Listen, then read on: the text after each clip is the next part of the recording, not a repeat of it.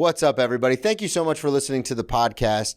I wanted to put this in the beginning. Of course, we are coming to you live from Gotham Production Studios, which is our home here for X Drinking Buddy. Remember to subscribe on Patreon, patreon.com/Brennan Tassif. You can also follow on social media at X Drinking Buddy on Instagram, Twitter, and follow me at Brennan T Comedy on all social media. Check out BrennanTComedy.com for the upcoming shows. And don't forget to get your X Drinking Buddy merch. I hope you enjoyed the episode. Boom. That's it. Easy peasy. Grab me a beer and grab me a coke. We about to sit for an hour, bullshit and tell jokes. And please don't mix it up, cause he done sobered up. Brennan T Comedy on your social media feeds. And Brennan Tassif is your X Drinking Buddy. Brennan Tassif is your X Drinking Buddy. Brennan Tassif is your X Drinking Buddy. Brennan Tassif is your X Drinking Buddy. What's up, everybody? Welcome into another edition of Brennan Tassif is your X Drinking Buddy. I'm your host, Brennan Tassif. If you're new to the program, quick rundown of the show. I used to be everyone's favorite drinking buddy. It was my favorite thing to do. Hang out with friends, get drunk, do drugs, get in all sorts of trouble, and then reminisce about those crazy stories. I am sober now, but it's still one of my favorite things to do. Hang out with somebody and reminisce about the crazy old days. Most weeks I'll be joined by guests. This week is no exception. All the way from New York City, Derek Drescher. Thanks for having me, buddy. What's up, Appreciate dude? Good to see you. Good to see you. You're back.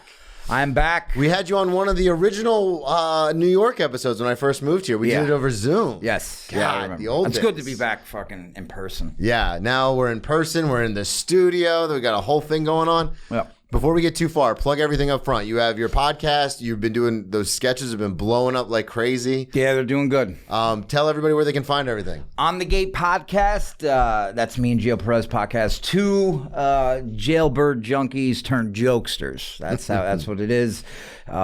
Yeah, subscribe to the YouTube, fucking like, share, leave a comment, all that, that shit. If you follow me on Instagram, this is Derek Drescher, and if you like my sketches, fucking share them. The Jewish and the Jewish and the Puerto Rican lawyer?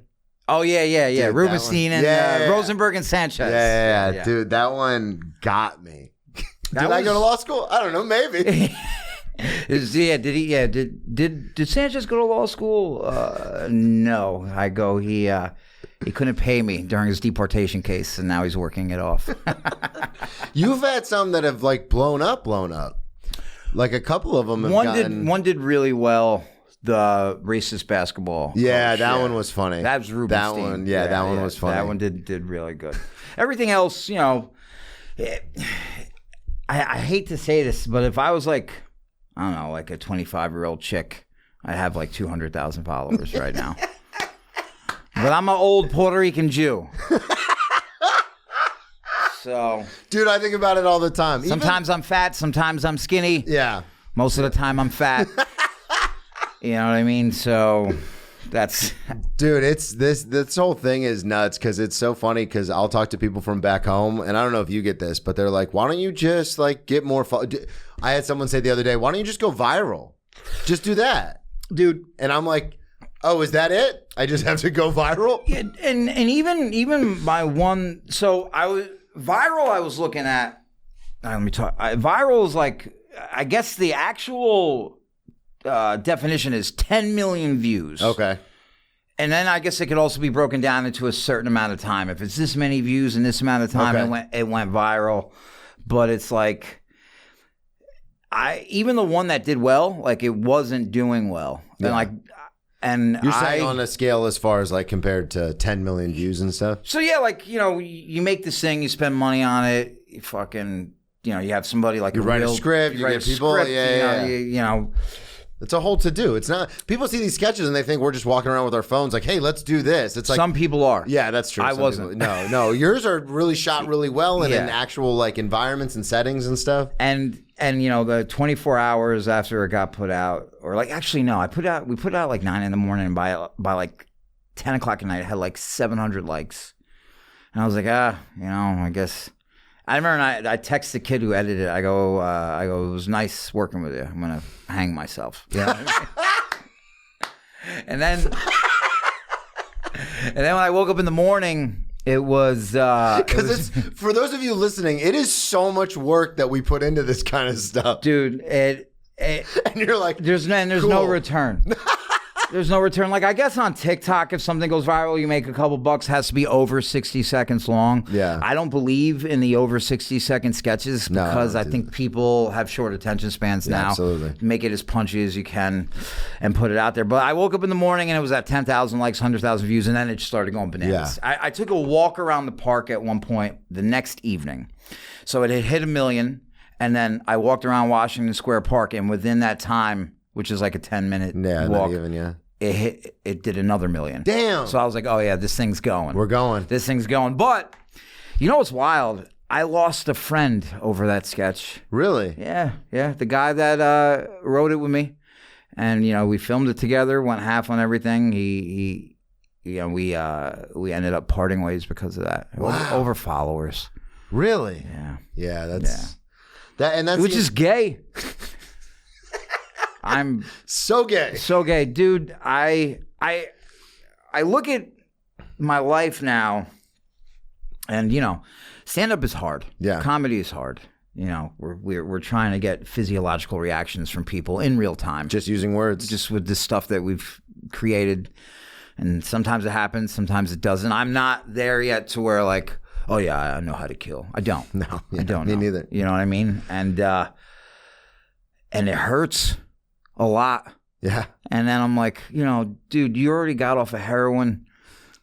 Why are you doing this to yourself? I say it all the time. Yeah. It's a masochistic thing. It's insane. I talk about it a lot, where I was talking actually with my girlfriend Tracy about this the other day, because we were walking and we're talking about, because we're moving in together and we're talking about having kids and stuff. And at one point I turned to her because she knows how important comedy is. And I go, yeah, but no help is coming. Yeah. Like, it might not happen. Yeah. I'm going to keep pushing. But I have friends who are in their late 40s who still are like on the cusp, but still haven't like gone. And they've been doing comedy for 20 years. Yeah. And she looked at me and she just kind of smiled and she goes, you're going to be a great dad. So, and I was like, all right, I guess that's it. That's all I got. If you're not on the road, you'll be around. Yeah, right? That's basically what she was saying. And she's like, well, you'll be around all the time. And the thing that drives me nuts is that I'm 42. Like, I started stand-up 7 years ago. Yeah. And I'm definitely a better actor than stand-up. Do you think so? For sure. I think you're a great stand-up. I appreciate you. Yeah. I appreciate that obviously, a lot of your stuff that you talk about, I can relate to. Dude, you've been at shows of mine where you were the only one laughing. Well, it's always funny to me, too. You get it more. Yeah. Especially when you talk about, like, going to jail and, the addiction and stuff like that. Like, some of that shit is so funny to me. And I try to talk about some of that stuff on stage, and people get kind of weirded out. Well, what I'm doing now, I've gotten better at relaying that to people who may not, know about that understand. life. Yeah. But I feel like everybody at this point in the world, in America, in this country that we live in, where Donald Trump is still... No, I'm joking. I always love Derek. Derek is the best guy. He's the nicest, best guy. The drugs, it's over. It's over. Legalize everything. They love me. So, I'm getting better at being able to. I really thought you were gonna go. No. It was Memorial Day over the weekend. My girlfriend was like, "Say something for Memorial Day," and she's super liberal. So I'd be like, "The best way to celebrate Memorial Day in this country, where we live, where Donald Trump is still my president," and she would it would just make her so mad. And dude, I'm not even gonna vote, bro. You know what I mean? I can you? Yeah. Oh, dude. Yeah. Cuomo fixed that shit did he? years ago. I didn't even know. I wasn't even allowed to get a passport till a few years ago. My passport was revoked. Ooh. For 13 years. 13 years. And I got it back about 5-6 years ago. Okay, good. Yeah. So you got to do a whole... There's a lot. Yeah. You got to complete your post-release supervision. And then you have to do good after that, and then you get what they call a certificate of relief, which helps a lot. A lot of people don't know about this. If you're on parole or getting off parole, or you've been off parole for a while, it's still hard for you to get a decent job. Go get your certificate of relief. Do it. Yeah. For the uninitiated, but we are initiated. Yeah. Because we talked about that, aren't we, Bruce? We talked about this in your first episode. You've done some time inside and incarcerated, and you came off of heroin. You're now how long off of heroin? I will have 10 years August 28th. Ladies and gentlemen, Derek Drescher. Now, let me ask you, you don't do anything, right? No, I have 6 years tomorrow off of everything completely. So I'm going to speak honestly about this. Because we were talking about this at the stand, which is why what prompted me to have you back on was this whole recovery and sobriety and all that kind of stuff. So in January, up until about a few weeks ago, I started to take half CBD, half THC gummies. And before that, you weren't doing anything. No. Yeah. No. And I would eat one before I go to bed. I was having issues with my shoulder and my knee. And it was getting to the point where like it would make like my eyes well up with tears. It hurt bad. Yeah. I was in, and you're a trainer too, so it's like important for you to be able to move. Yeah, and we were in what the fuck is his name? Park City, Utah. Because ConBody, the gym that I work for, only hires you if you're formerly incarcerated. They did a documentary on it. It got into Sundance. Oh shit! Dude, that's awesome. Yeah, we're walking through Park City, and it's very hilly. People ski there and shit. And my knee is just it's hurting. Yeah. And Koss, the owner of ConBody, also owns another place called ConBud, which is a licensed legal marijuana distributor. Okay. Because once they decriminalize marijuana here, they figured we're gonna give this many licenses to people who have been incarcerated. Oh, okay. So I did do that. My shoulder is better. I'm feeling a lot better. I don't think it has to do with the THC per se, probably just from me getting better rest. Yeah. And, just being able to sleep through the night. But I have stopped. But I did do that. I just want to be honest with you. Yeah, absolutely. And I also did experiment with mushrooms. That's what I wanted to talk to you about, because I've heard a lot of people tell me about this. Right. And this is something where even in my addiction, I never messed with psychedelics because my brain is not my friend. And everyone's like, oh, you have to be in a good headspace. And I was like, I'm never in a good headspace. Yeah, so I'm just not going to do these things. Yeah. So, but I've had people on here, and they've talked about it. SP talked about it. I've had a couple other people on and talk about it. People who don't drink anymore, people who stay away from hard drugs, but they still do these kind of things. And everyone, Bert talks about it. Everyone tells me the same thing, where they're like, no, it rewires your brain. It's so good, for addiction and recovery and stuff like that. Right. So I wanted to ask you about your experience with that, because you said you did this in Thanksgiving, wasn't it? Thanksgiving. Yeah. So, any experience I had with psychedelics in my younger life, not good. Yeah. I just thought too, I think too much. Yeah. Oh yeah. That's where I was at that time. Yeah, that's where I am. I'd take mushrooms or acid when I'm 14, 15. I'd be like, oh my God, I got to get a license one day. I got to drive over a bridge. Shit like that. How am I going to buy a house? Spiraling. Yeah. At 14. Yeah. I got to start saving now. That's the shit I'd be thinking about. Yeah. And it would always go bad. I never. How were you doing it a lot when you were younger? I did it more than I should for not liking it. Yeah. You know what I mean? Heroin was just way sort better. of our lives. Yeah. No, but even weed, weed did not react well. Oh, it would make me so paranoid. I used to think I was going to swallow my tongue. Yeah, I would freak out on weed in college, and I've told this story before, but my roommate was a big pot smoker and I was the big drinker, so it always worked out. It was very simpatico. Yeah. But there were some days I'd wake up and I'd be so hungover, and he's like, smoke. And I knew what it did. And you did it anyway. But in my brain, I was like, yeah, we'll do it. So you're for a half hour, you're just I'm going to kill myself. Yeah, I'm going to die. I'm going to die. Yeah, that's how psychedelics and weed was with me. Just didn't sit well. Cocaine, heroin, I'm like, this is way better. Yeah. Which is insane. So. Have you guys tried heroin? And you can't just sniff it either. You got to shoot it. See, that's my problem. When I tell people that I've done heroin, they freak out. Yeah. But when I tell addicts, it's like, yeah, I snorted heroin. They're like, that doesn't even count. Jesus, what a waste. What a fucking waste of heroin. Come on, man. So, my girl had these mushroom chocolates, right? And it's not like they were, it's not like I was they were burning a hole in my eyes or something like that. But, she had taken them a couple times. And then, I hear people talk about the same thing too. Oh, it's going to do this, it could do that. Opens up your mind. And I go, I have so much, my emotional intelligence is so much better now. Now, I'll be honest with you, I am a drug counselor, and I would never, especially people in early recovery, I would never be like, not at all, try this. I would never do that ever.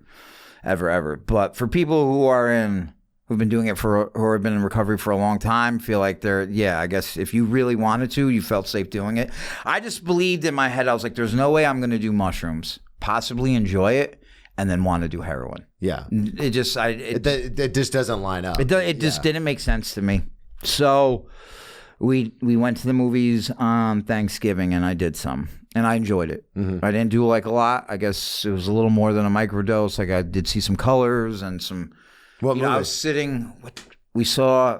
I think the movie was called Thanksgiving. With Tim Dillon. Yeah. Eli Roth. Where he kills everybody. Yeah. So. Jeez, that's an intense movie to go to. But it was a comedy. Yeah. So it was kind of. Plus Tim's in it. So. Yeah, I was having a blast, and we were like right underneath the projector. And he gets decapitated in that. He does. They cut his head off, and he's also responsible for a bunch of people getting killed in the beginning. Of course he is. Yeah. So shout out Tim Dillon. I'm sitting under the projector. I see the lights, and this looks cool. So I had a good time doing it. Then we did it again Christmas Eve, and then we. Did you have any of the things that other people have told us about, like the rewiring of the brain or anything like? Okay. So, and it was not bad Christmas Eve, and then we did it New Year's. Yeah. New Year's, I was like, this is too much.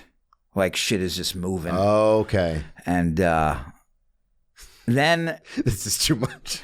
Yeah, because at this point, like, I went and bought some. Yeah. And then...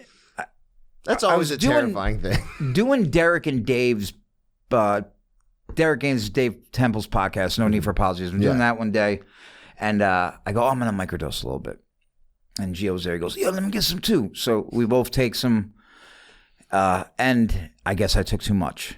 So we're sitting there halfway through the podcast, and like the wires in the room, they start moving. They look like snakes. And it's your 14-year-old self coming back. Yeah, and I go, I gotta buy a house. I tell them what's going on, and then I have couples therapy, in less than 2 hours, right? And I am tripping. Now you're panicked. I'm tripping. I know. And, people talk about spiritual awakenings and stuff. I'm going to be honest with you. I never felt that. Joe Rogan's like, oh, yeah, you're in another plane. I'm like, no, there's poison in my blood. Yeah. You went completely the other way. Yeah. There's poison in my blood, and I need to wait for this to be processed through my body and my liver and kidneys. I'm dying. That's how I'm thinking. Yeah. I didn't think I was dying, but I was like, this is, and then I went to couples therapy, and I was like, just so you guys know. Oh, you were honest. That's awesome. Yeah, I told them right up front. I meant to microdose. I think I did more than a microdose. I don't know what I'm doing. I am tripping now. How was therapy? It wasn't bad. Okay. It wasn't bad, but I was like, I'm very vulnerable right now. Like, please, nobody yell at me or be upset at me. And I haven't touched it since. Okay. Yeah, and I probably won't again. Yeah, and that's an interesting. I did like Rumspringa for addicts. For addicts. And I. And that's the name of the episode. And I almost most definitely will not do any gummies anymore. Yeah. Yeah. Well, it is a weird thing too, because the thing I get worried about is I don't like my brain. Right. Like I don't like, and you know this, obviously doing counseling and going through it yourself, like I just don't like the way I feel, and I'm addicted to how I feel all the time. So it doesn't matter if it's drugs or women or booze, like I'm just addicted and trying to make myself feel better. At least I used to be. And then, I find, I go to rehab and I find the program and I like do the stat and I do all the work, and now all of a sudden I'm like, okay, I don't love it. I don't love being in my head, but that's a lot better than the alternative. Right. Your friends are dying, people are going to jail, and you're like, okay, this is a much better life than that. Right. But I get so terrified that I'm going to try anything. Like even like we have these sober bars like non-alcoholic bars back in Florida, and I'm sure they're up here too, where they do like kava and kratom and stuff. Yeah. And I'm like, I knew people in the halfway house that were doing like bottles of kratom just to try and get a little bit of a heroin feel. I mean, like, I'm not touching that. Yeah, kratom can be addictive. Yeah. And I did Skankfest a couple of years ago, and they gave kratom with your goodie bag. Like they give you a gift bag when you got there. Yeah. It was like some sheath underwear, a fucking $50 gambling chip, and there you go. Some kratom, and like a calendar, and like a fucking tumbler. And I was like looking at the kratom, and I'm like, this is like synthetic heroin. Yeah.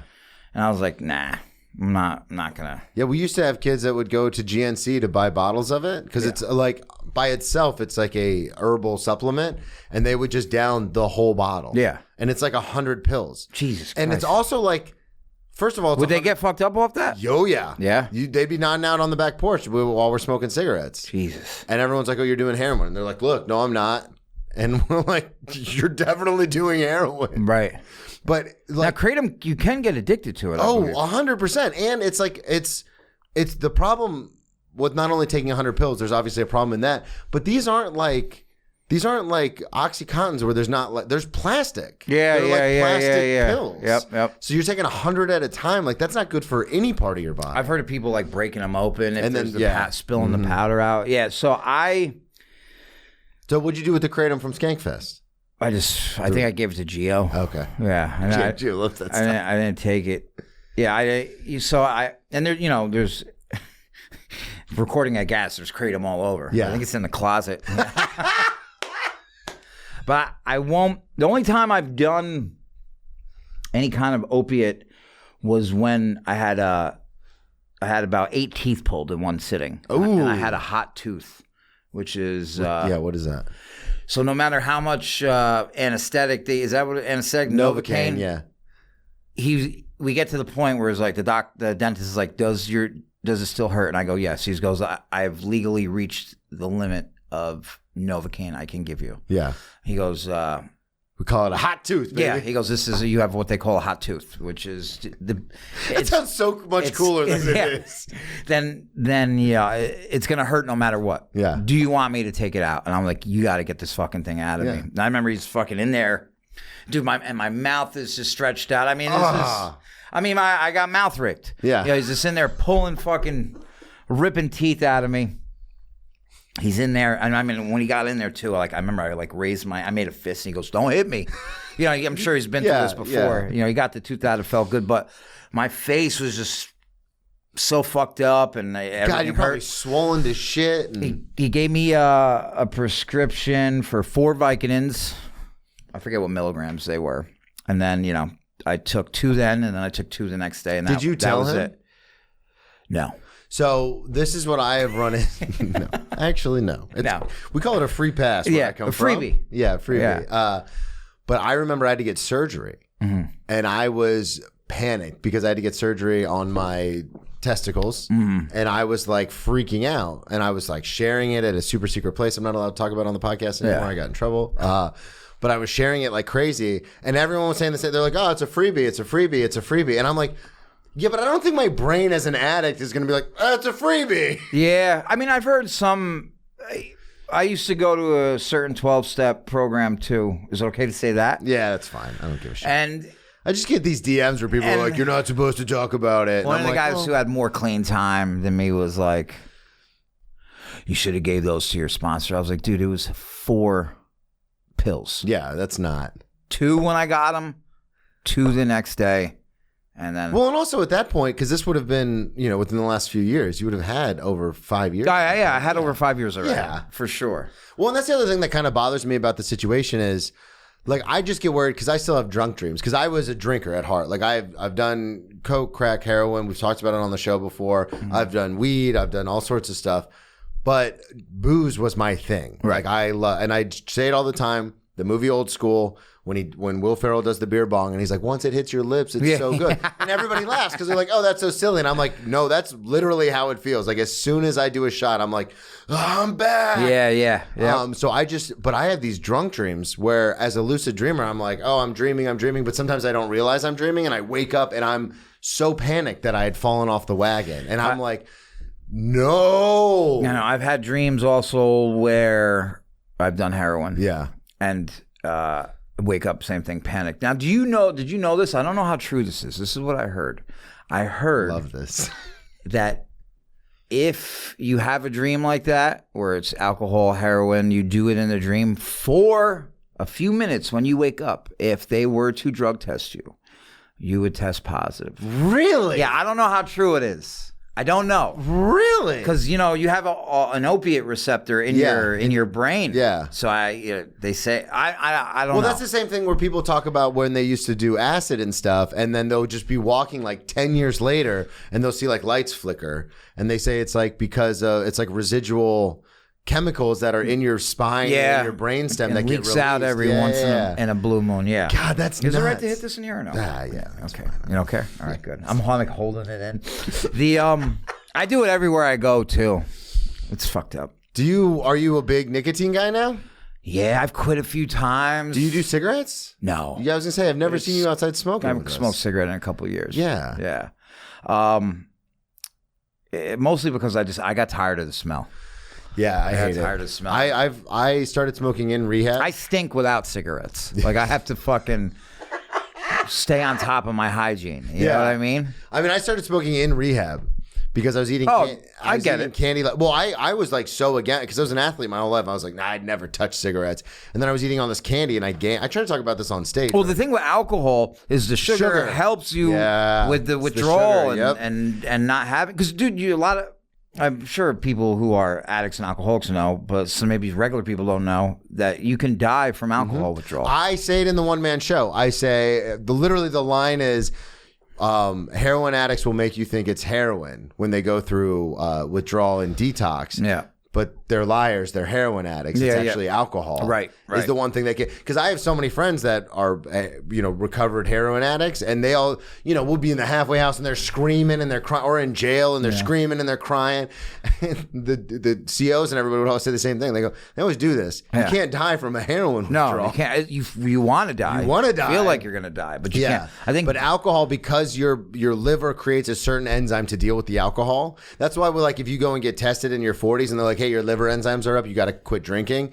It's because it creates that certain enzyme, and if you stop drinking like cold turkey, it's still going to overproduce that enzyme, which is what ends up killing you. You poison your own body. Yourself. Yeah, it's fucking crazy. Which is nuts. It's so crazy. I have people to this day who are really bad problem drinkers. Some would say alcoholic, not me, but some would say, and they're always like, whenever I talk to them, and they're like, yeah, I want to quit, but I can't. Because I could die, and I'm like, okay, there's plenty of medicine. We might have talked about this on the first time. Well, let's do it again. That was like 3 years ago. But I do feel like there is a difference between someone who is an alcoholic and someone who has a drinking problem, someone who's a drug addict, someone who has a drug problem. Yeah. You know what I mean? But people who do have those problems, they can kill themselves over a fucking long weekend. Yeah. You know what I mean? Well, and it's one of those crazy things too, because I say it all the time. I know plenty of people who are heavy drinkers. Yeah. Where if someone from the outside who like was a regular civilian and had nothing to do with it, like the person who like gets drunk like 2 or 3 times a year, if they were to see these people I'm talking about, they'd go, they have a serious drinking problem. And I'd be like, no, they don't. Yeah. Like they still get up for work. They start drinking after work on Friday, and then they cut it out on Sunday. They'll have a couple of beers to watch the game, and then they start their week again. Yeah. I'm like, I was doing shots to get out of bed in the morning. Yeah, because you'd shake. Because I'd shake. I'm like, that's a drinking problem. That's an addict. I had a buddy named Tommy. He's passed now, but in the morning, like we'd have to like put it to his lips himself, because if he had the glass himself, he'd spill it all over the fucking floor. That's why I used to pass out, and I was just talking about this with Justin Randall in the last episode, but I used to pass out on the couch, and my anxiety, I couldn't have just one shot glass. The anxiety from not having alcohol probably was insane. I would have a handle, 1.75 liters of alcohol. By the time I got to halfway, I would have to go get another one, because I'm like, this is going to be empty soon. Right. It's like the fear is insane. Yeah. And heroin was... I'm sure you went through the same thing. Yeah, I mean, even like sometimes you get like just bad shit. You fucking do a couple bags, you're like, oh no, like this is nothing. This is gonna make me feel better for like an hour or two. You know what I mean? Fucked. Yeah, and then but I did drink heavily younger. Yeah. And they had to give me some Valiums and stuff. There are, especially like the second time I went to detox, they were just like, I was like, I don't know what I'm going to do. Like, my DTs are so bad. Like, I can't even stand up. And they're, oh, don't worry. Like, it's like at the time it was like 20. They're like, we have medicine for this. Like, don't even worry about it. And they just give you medicine and then they wean you off the medicine and then you're fine. I forget what the one was for the blood pressure. Tramadol? And there was another one with a C. I forget. There was one time I overdosed. Fucking thank God my brother fucking rushed me to the ER. I remember we talked about that. Oh, we did, yeah.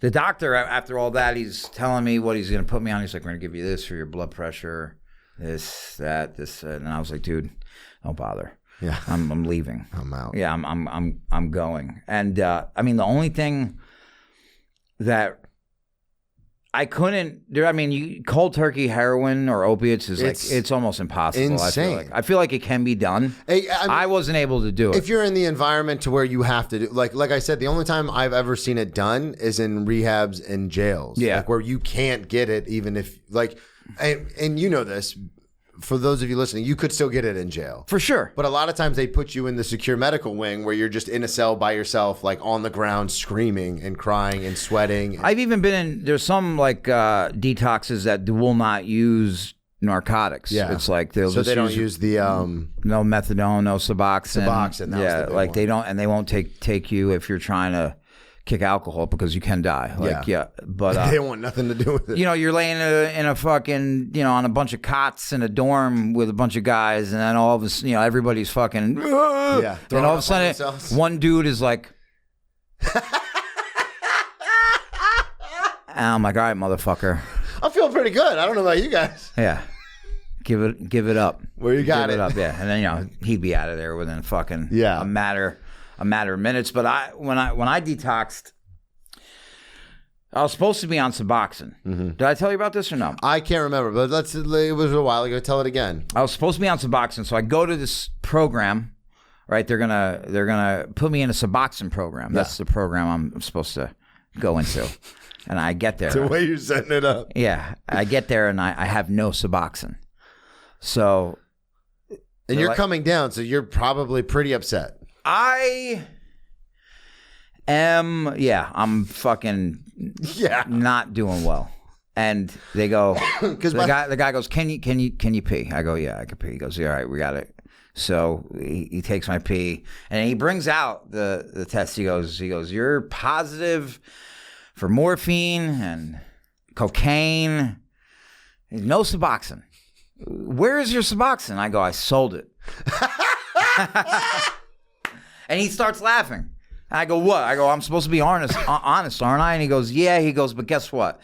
He goes, I can't put you in a Suboxone program if you don't have your Suboxone. So he goes, this is what we're going to do now. He goes, now we're going to send you to detox. We're going to detox you completely, and we're going to put you in another program. And at this point, I'm like, I don't give a fuck. You know, send me wherever.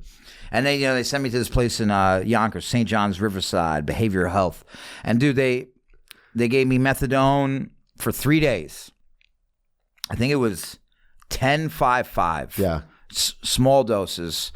You know, some tranquilizers to keep me fucking, for me to stay put. And, you know, they had me like that for about a week and a half. Yeah, I don't remember most of it. Yeah. You know what I mean? I was just in this medicated haze, you know, and then when that was out there, like, all right, now we're going to send you to program. And that's how I was able to not be on Suboxone and methadone afterwards, but I needed to be medicated. Yeah, because we had some people, I just remember from the halfway house and then the different programs and stuff, and even the rehab I went to back in Jacksonville, we had people where there were certain halfway houses that would not let you be on Suboxone. For sure. Where it was a thing where it's like you do the Suboxone program, you detox off of that, and then you come and live at the halfway house.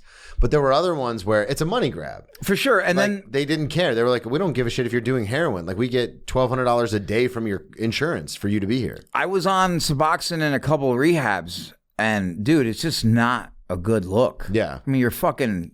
You're high. You're high. Yeah. It fucks you up. Yeah. And you're just like... You're in a meeting just falling. And people are like, what the fuck, man? Like, I can't look at this shit. Well, and this has been a big point of contention because I talk about this with my sponsor because I don't do anything. Yeah. And I have not done anything. Like, yeah, so that's where I'm at now. I will no longer claim completely clean anymore. Yeah. Like, I've been off Yeah, of that's heroin. what we were talking about. Yeah. And like I said, chances are I'm probably never going to do mushrooms again. And as long as my knee and my shoulder continue to get better, I won't take the gummies. Do you take anything else like krill oil or fish oil or any of that kind of stuff for your joints? That's what I should have been doing. Because I just ordered all that shit. Yeah. Oregano oil. Well, because I powerlift, so I've been taking that stuff for the last 10 years of, like the CoQ well or whatever, the heart stuff. Like I take all that stuff because my body is always right on the cusp of breaking. And I'll be honest with you, what happened with the gummies is first I would I would not smoke. Mm-hmm. I was like because I just know. Yeah. So when I would eat the edible, I'd feel it in my body first. I'd be like, all right, my shoulder feels looser. I'd lay down, and then, like, before I went to bed, I would be in a straight panic attack for 10 minutes. I'd be laying there, I'd be like, ah! And then pass out. And I gotta drive! And I also didn't like how I felt in the morning. But once Were you hungover, or was it like... would give me... I would feel... That's the one argument I have when people are like, oh, I love weed, you never get hungover. I'm Bullshit. like, you're out of your fucking mind. Bullshit. And I'm going to stop while I'm ahead with this shit because what the fuck is next? Yeah. You know what I mean? But I did know that I don't want to be on pain pills for my knee or my shoulder. Yeah. And I do have to, I'm going to have to get surgery on both, which I'm not too happy about because surgery has always just felt invasive to me. Yeah. You know well, that's what happened when I went to get my surgery. That's what I was saying earlier. I was panicked because I was like, oh, they're going to give me all this stuff. And I was a fucking idiot. Right. I told the doctor, I was like, I have a serious... And he was like, you ain't getting shit. Nothing. Tylenol, baby. Yep. So I come out, it's so funny, and you can relate to this. I come out of surgery. So it's a major surgery. They literally have to fix something. My testicle, I had a tear in a hydrocele, so my left testicle was like this big. Oh, goddamn. They took 650 milliliters of fluid out. Jesus Christ. Yeah, which is a wine bottle is 750 milliliters. So it was a lot. It happened. Man's got balls. It happened. You had ball. Yeah, I had ball. It happened because everyone's. So it was like a softball. No, bigger than that. Really? Yeah. What kind of pants would you wear? Everyone was ball tapping each other, and so what ended up happening was there was a slight tear in the lining of and it aggravated my testicle. So what ended up happening was. So I try to tell the story on stage. As a sophomore in college, I go to the clinic and I go, hey, my left testicle is like a little bit bigger than my right. And at this point, it was just a little bit bigger, but it was noticeable. Right. And they were like, oh, are you having unprotected sex? And I was like, I'm a Division I football player. I'm having all the unprotected sex. And they Dudes, go, okay. chicks. Yeah, everybody. Fucking everybody. Anybody could get it. Mascots. So they were like, all right, fine. They put me on Serpico or Serpico, whatever it is. The fucking, what is the film? That movie? Yeah. They're like, go watch Serpico for an hour and a half. If it's still the same size, come back. They put me on Cipro, which is like a penicillin on steroids. Right. So I take that. Nothing happens. 5 years later, now it's like the size of a softball. I go to a doctor. They do an ultrasound. You waited 5 years? Well, yeah, because I was like, whatever. Addicts, man. I'm Addicts, drunk every day. dude. We don't give a shit. So I waited 5 years, and then I go to the hospital, and I'm like, it could be cancer because I didn't realize cancer is like a hard lump. This is just a giant testicle. Right. They do an ultrasound, and they're like, no, it's all clear. It's like a clear fluid. It's basically water. We don't know what's going on. But according to all the stuff, your blood work, everything, you're fine. Mm. It's just like, obviously, it's abnormally big. This would, obviously be uncomfortable too, I would imagine. You're just wearing gym shorts. 5 years after that. Well, that was the thing was like if I put on pants, because it was soft. Right. So like if I put on would squish up. Pants, it would, squish up. So then 5 years after that, of all the people I've had on the show, I never thought I'd be talking about my testicle with you. 5 years after that, now it's like this is just a few years ago. This was 2019. I would have popped the cork of that thing myself. Like now it's like, okay, something's like now it's like this big. Jesus Christ. And you got a girlfriend? My ex was like, you have to do something about this. Like, she's like, this is grotesque. Yeah, it was nuts. I can't go down on you. It was nuts. You're like putting something in between. You're just sticking your pee-pee out through your boxers? Yeah. And then I go to the doctor and they go, same thing. They go, ultrasound came back clear, blood work looks good, you're fine. And at this point, I pull my pants down in my doctor's office and I go, does this look fine to you? Mm-hmm. And he was like, all right, we'll set you up with a urologist. I went to the urologist as soon as he looked at it. He goes, you need surgery like now. And I was like, all right, cool.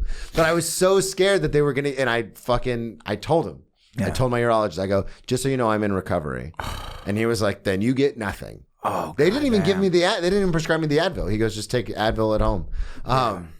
But the funniest part of the whole thing was they were like, when you come out of the anesthesia, you're not gonna you're gonna be groggy. You're not gonna know where you are. You're like sore just give as it some fuck time. too, I would imagine. Oh yeah, but I come out of the anesthesia and I'm like, hey, what's up, guys? And I'm like talking to the anesthesiologist, and he goes, this is weird. Oh. And I was like, what? He goes, normally people have like an hour or so before they... Due to your history with drinking. And I was like, dude, I've been doing this a long... Coming out of blackouts, like, ah! Yeah. Dude, I got my jaw broke back in the day. And this is around the time I was drinking heavily, right? Yeah. Before heroin. And getting this big bar fight. I get fucking punted in the fucking jaw. Breaks my jaw. Oh. Right, this chick bit me on the ear. Oh yeah, She jumped you on got my back, Holyfield. bit me on the ear. One of the dude's girlfriends. So my jaw is killing me, right? And I'm like walking around with a broken jaw. They're like, I go to the emergency room. They take an X-ray. They're like, yeah, your jaw needs to be wired shattered. shut. Yeah, it's cracked. They bring me in for the procedure. I wake up during the middle of them wiring my jaw shut. And the guy who's working on me goes, you know you're a big drunk, right? And then he goes, your girlfriend's in the waiting room. She told us you were a big drunk. And then I passed right back out. They gave me more. And then I unwired my own jaw a couple weeks later. Did you really? Why? Because I'm a fucking idiot. I'm an idiot. I was, they gave me hydrocodone liquid in a bottle. And it was supposed to last me a long time. And I drank it in a day. And I was trying to get more. And they're like, you ain't getting shit. So I was like, I made it as long as I could. Vice grips, unwired my own jaw. And it's been good since. Did it hurt? Unwiring it? Dude, I can't believe they got the wires in between the teeth like that. It was insane. The wires go through, they wrap them. Do they? I know, I've never... Yeah. So when you were taking it out, was it like excruciating? Yeah. I was in the bathroom like, oh! But you had to get it off. I had to get it off, dude. And now you talk fine. Everything's good. Yeah. I mean, I'm listening to these. I don't wear my fucking... Oh, yeah, you have the teeth. Yeah. You don't wear them? No. Why? Because... on stage, I've been talking without teeth here for so long. I guess my tongue has trained itself to be able to make the sounds I made when there was teeth there. Now when I put teeth in, it fucks it all up. Yeah, you sound like you're lisping. Yeah, I'm lisping. Shit's flying out of my mouth. I mean, I spit when I talk anyway, but it's even more so when I got the teeth in. Yeah. So I wanted to talk to you too because we hit on a bunch of stories, but since the last time you've been on, you've had some developments. Obviously, it was a few years ago, but you've been past at clubs. You've been like on the road. You've been just doing the fucking thing, man. Yeah. So we were talking about this a little bit before, but this is something that really interests me. As someone who, when I first moved to New York, I had been doing comedy on and off for a decade. So I was like, I'm just going to go to the Stand in the Cellar, and they'll be like, boy, oh boy, Mr. Tassif, right this way. Right. And obviously, I was way, way wrong. Right. I know, dude. Even now, it's been a couple of years. There's clubs that don't work me anymore. I have like two clubs that are working me. One working me really good. The other one on and off. Like I'm in there, but and then a couple others where they're just like, nah. Yeah, and that's the thing. Is like we all work, and we were talking about this before, but we all work so hard to get like, okay, now and then it's so interesting because you said something that really resonated with me. We all work so hard to get like, okay, I got to get the podcast in a studio, or I got to get a network to back it, or I got to get past at these clubs, but not those clubs, these clubs, and all this kind of shit. And then when you get it, it can be taken just like that. They can be like, never mind. The first club I got past at, at first I'm like, oh yeah, maybe for like a minute. Then I was like, ooh. I was like, I'm thinking about, you don't even know like what the fuck is really going on. Like, the Stand has two rooms. He has the upstairs and the downstairs. Like, after I got past, for some reason, I was like, oh, I'm going to be downstairs. And then I'm like, I get my spots. I'm like, oh, no, I'm not. You're on the patio, motherfucker. Yeah. Why would they have me down there? And I am the patio king. I want to make that clear. You crush on that patio. You do. I got good outside. That's when I started to be able to string jokes together. So it's not like a weird thing to me. I got jokes specifically for outside. As many of us do. But it can, even like with the podcast, us, which, Gio really wanted. I'm not saying I don't like the podcast or anything, but it's Gio's baby. It was his idea. He wanted me to do the podcast with him. We have grown it, but it's like, if numbers aren't good or the podcast regresses, like, they could be like, hey, you know what?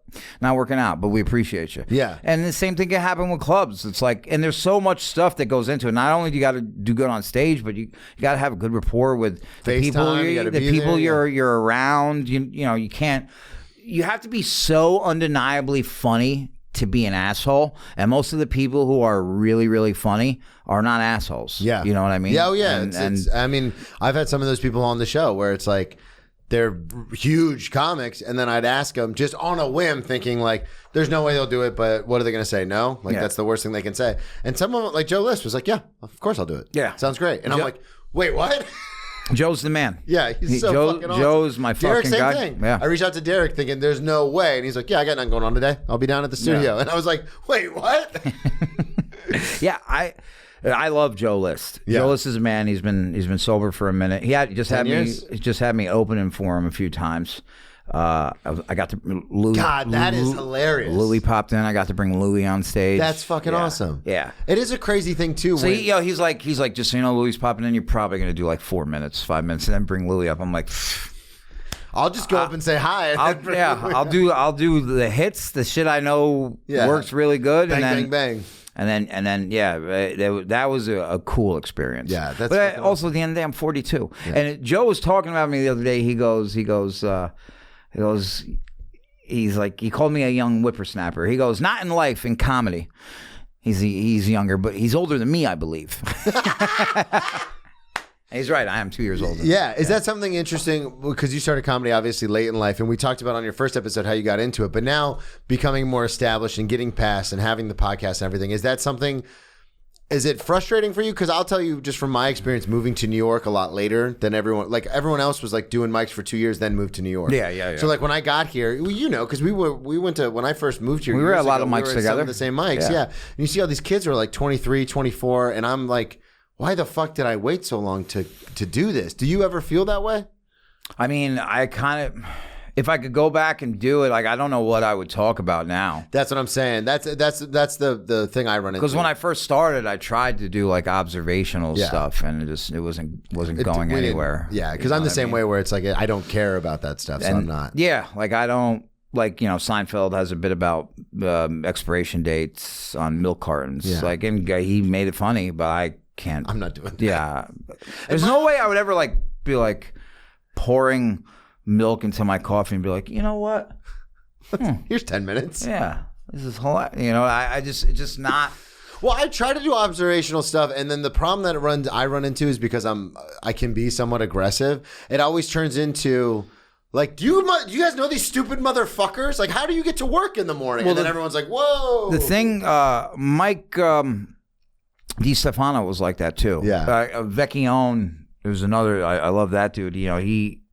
Mike DiStefano, he was like, the issue. He was locked up when he was younger. Fucking, he was on heroin. You know what I mean? He spoke a lot about that in his act. Yeah. And Vecchione was telling me in the beginning, he'd see him like just people being like, and then I was the same way. Like, how about I fucking throw the stool into the crowd? Whenever people heckle, I go, do you hear what I'm talking about? How about you come up here and we'll talk about it right now like men? Yeah, or people won't get pulled way back. I'll throw the stool into the crowd. Maybe that'll get a reaction out of you. Get you have everybody fucking scurry. Be like, how heavy this fucking mic stand is. But yeah, you can't get people like that. I'm gonna bean you over the head with it. It's also a good way to not work places. Yeah, I got in trouble with that, and this was the last time I performed at this club. A couple weeks ago, I got a spot at a club, and it was a late spot, like right second to last, late spot on a Monday, and I get the spot, and I'm grateful for the spot. And I get off of work because I work early on Monday, so I normally get out by like 8 or 9, and then I have to be at the club by 10. Yeah. And I'm like rushing to the subway to get to the club, and not even thinking, I bang a Red Bull like on my way to the club, throw a Zyn in right before I get on stage. So you're flying. And I'm like, yeah. Yeah. So I get on stage, but that's not me, like everyone who knows me knows, like I'm a big soft teddy, like I'm a bitch. Yeah. So I get on stage and I'm like, "What's up, motherfucker?" And immediately, and they're like, immediately silence. Yeah. And I was like, "Oh yeah, that's not my style. That's not what I do anyway." But like you said, you can't win a room like that. No, you can't. And the thing, I have like I got a whole 40-hour job. Yeah. You know, during the week. I have 2 jobs actually, and you know, I need to continue to work those so I can fucking pay my rent and fucking have food and shit like that. And it's almost like it's even harder for me to like continue to push out new material, tag stuff up, because it's like I'm doing all this shit throughout the day, and then it's like, oh shit, fucking I got spots. I got to go host. You know what I mean? And or you know, whatever it is. So it's like, it's not easy, especially with, you know, coming from where the fuck we came from. You know what I mean? I find it though, because we are used to that environment of chaos.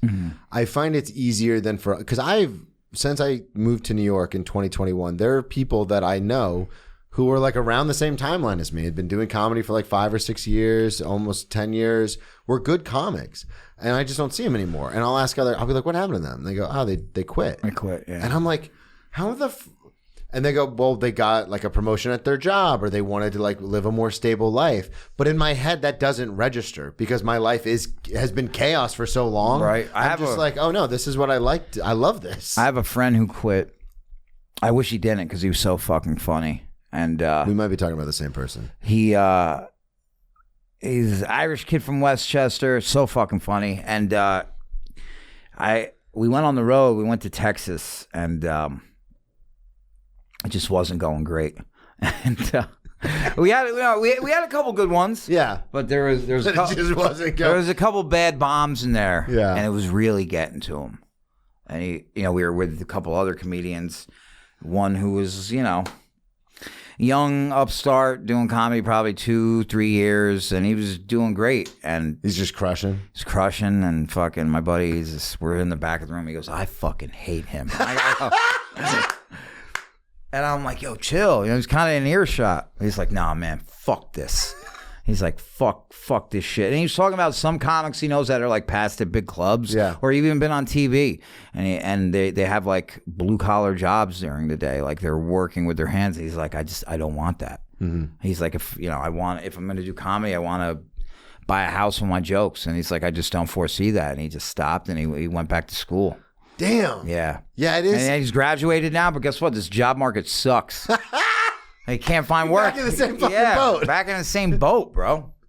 I wish he didn't quit. I try to get him all the time. I always tell him, like, if I get a road gig, fuck, come open. Yeah. And he's like, oh, I would do that. But I mean, bro, it is tempting because it's up to us at our age. Yeah.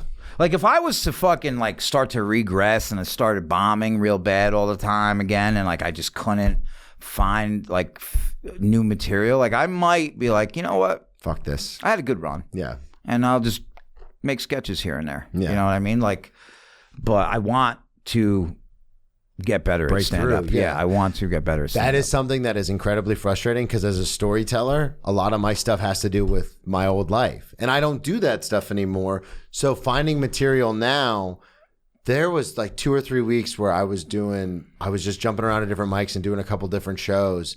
And I remember by the 3rd week I was at a mic, and a mutual friend of ours was hosting the mic, and I did a bit, and then I just throw away. I was like, damn, normally that bit gets more of a laugh. And from the back of the room, this host went, yeah, but we've heard it like 4 times. Yeah. And I was like, first of all, I got kind of pissed because this host does a lot of the same material. But the second, my next instinct was like, oh yeah, like you gotta keep, like when I first moved to New York, I was writing shit every fucking day. Right. And now I'm like, oh yeah, you have to get back on doing that. Yeah. And it's been helpful because there's certain things I didn't even think about. Like I have this new bit I'm working on about how fans watch sports is how we watched Cops in the TV room when I was incarcerated. And Run! Yeah. Man, you don't ever talk to the cops. It's like, yeah, you did. You're in here with me, dude. Like, what are you talking about? But that was something I used to joke about with my friends all the time, but never said on stage because I was like, oh, no one's gonna get it. And I said that I was talking to another comic and I had said that, and they started dying, and they're like, you have to say that on stage. Yeah. And I was like, oh, really? Yeah. And then I did, and it bombed the first time because I didn't know how to set it up or anything. But then and it's like, oh, there's still more. There's tons of material that I just don't even think about. Yeah, my problem is the time, finding the time. Yeah. And I gotta figure it out. But like, even without comedy, my life is full. Yeah. Like, and it's so much better than it was. You know what I mean? I'm 10 years ago. Yeah, I'm not fucking shooting dope. I'm not homeless. Like, those are the things I think about that. Like, I don't think I could go back through the system again. Yeah. Like, I the last time I was in, I was like this close to like being like, I want to hang it the fuck up. Like, I can't go through this anymore. And then not having a place to stay is the fucking worst, dude. Sometimes I call my sponsor when like the little dumbest fucking thing happens, and he'll go, "Where are you?" I'll be like, "I'm at my apartment." He goes, "Rent's paid?" I go, "Yeah." He goes, "Open your fridge," and I go, "Okay." And he goes, "Is there food in there?" And I go, "Yeah." He goes, "The fuck are you calling me for?" Yeah. And I'm like, "All right, man. Yeah. Relax. Yeah, it's not that bad." Yeah, my biggest thing now is like fucking dumb arguments with my girlfriend, and they're fucking dumb. So dumb. The argument we got into. Do you pick fights? I try not to. I know. I do sometimes, though. I just picked one the other day, and it was massive. Because she's a performer herself. Like, she doesn't really do comedy anymore, but she does one-woman shows. Yeah. Her one-woman shows, if they've won awards and shit like that, it's good stuff. Yeah. She's won some stuff at fringe festivals. But in these one-woman shows, she has so many jokes. I mean, she has a lot of jokes, and she can string them together really good on stage. Like, so I've seen her do very, very well. She just the craft. She doesn't get the chance to do it as much, and then she had a lot of work to do at her job, which was in development for TV and stuff like that. So that came to the front. But since we're both joke tellers or jokey people, it can become antagonistic sometimes. And like sometimes, I'm like, oh, this one's really gonna get her right now. So. Like, even this morning, like, she was, like, in the mirror looking. I was like, and I was just like, I did, like, a black voice. I was like, psst. I was like, you think you all that, but you ain't nothing. And, dude, it got to her. And it was so little. Really? It got to her. I could tell she was pissed. We went to the store. I had to buy some stuff. And she had, like, this handbag with her. And I was like, all right. The lady's like, would you like a bag? And I was like, yeah. And then she's like, no. I can fit it all in the bag. And I was like, you're fucking retarded. I was like, we're not stuffing all that shit in your bag, right? And dude, fucking, she was so mad. I mean, just fucking jawing me down the whole walk home. And I'm just like, I should have just kept my mouth shut. You should have said anything. Let her just put it in her bag. You know what I mean? Dude, I do it all the time because I sometimes forget I make jokes. Yeah. And sometimes I will make jokes, and my girlfriend's a civilian. She's a teacher.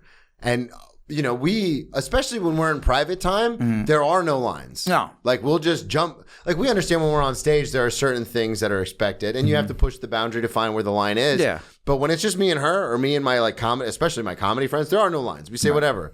And sometimes I forget that she's not used to this. Yeah. And so I'll say something, and then when she gets when she's like, what the fuck did you... And then you probably lay it on thick sometimes, too. You don't even know. And then I get super defensive because I'm like, this is my craft. Yeah, I know. Blah, blah, blah. I know. We can't do that. I know. I don't agree with that. I think when we act like that, it's so pretentious. It's lame, too. Well, I'm a comedian. Yeah. It's like...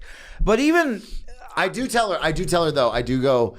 If there's something very bad or sad, I will make jokes about it. That is how I cope with things. Right. It's a defense mechanism. Because there are some times where things would happen and I'd make a joke about it. And she's like suicide especially. And she's like, you can't joke about that. And I go, I've attempted suicide. Like, I can joke about that. I agree with you there. Yeah. I agree with you there, but sometimes we got to read. Read the room. I mean, but she's gotten under my skin sometimes too. You know what I mean? Yeah, I'm sure she razzes you a bit. For sure. Old ass. For sure. Yeah, all that. You're fat, old. I mean, she says it in a way more creative. Yeah. But, like you're going up steps and she's like, do you want me to slow down? Yeah. What the fuck's that supposed to mean? Shit like that. Yeah. Shit like that. Or like, she'll say something about my teeth. Like, I grinded the food up good. so you don't have to, chew much, shit like that. But Dude, this was so much fun, man. anytime, bro. Of course. Anytime. Plug everything one more time. Let them know. On the Gay Podcast, subscribe on YouTube. Follow me. Follow Gio if you like him. He talks like this. He's got a daughter. Fucking... Yeah, and then, maybe I'll be on the road, maybe I won't. And We'll fucking see. yeah, fucking, that's it. Thank you, everybody, so much for listening. At Brennan T Comedy on all social media, BrennanTComedy.com. We'll talk to y'all next week. Boom, we're out. Thanks, dude, buddy. Perfect. Appreciate you, man. Of course, I appreciate you, dude. Grab me a beer and grab him a coke. We about to sit for an hour, bullshit and tell jokes. And please don't mix it up, cause he done sobered up. Brennan T Comedy on your social media feeds. And Brennan Taz if it's your ex drinking buddy. Brennan Taz if it's your ex drinking buddy. Brennan Taz if it's your ex drinking buddy.